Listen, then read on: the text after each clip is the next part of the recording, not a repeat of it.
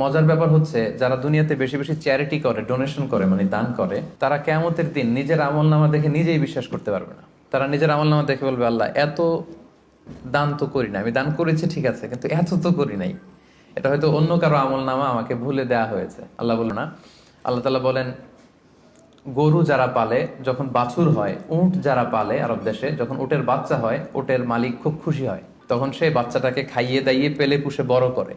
আল্লাহ বলেন যে তুমি দান করেছিলে অল্প, কিন্তু এই ছোট্ট দানের সওয়াবটাকে আমি খাইয়ে দাইয়ে পেলে পুষে বড় করে হাত্তা তাকুনা মিসলাল জাবাল, বিশাল উহুদ পাহাড়ের সমান করে তোমার আমল নামায় ঢুকিয়ে দিয়েছি। সুবহানাল্লাহি ওয়া বিহামদি। তো ওই সময় যে যদি আপনি বিশাল বিশাল পাহাড়ের সমান সওয়াব দেখেন, আপনি কি সারপ্রাইজ হবেন না? হ্যাঁ, এটা হচ্ছে দ্য বিগেস্ট সারপ্রাইজ।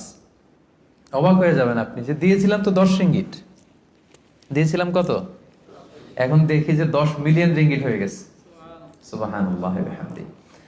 সো এটা হচ্ছে এই অপরচুনিটি গুলো লুফে নেয়ার মাস। আমরা দেওয়ার মাধ্যমে আল্লাহ তাআলার প্রিয় ভাজন হতে পারি। আর দিলে কখনো কমে না, দিলে কখনো কমে না। হাদিসে কুদসিতে আল্লাহ বলেন, আনফিক উনফিক আলাইক, ইয়া ইবনা আদম আনফিক, তুমি দান করো, উনফিক আলাইক,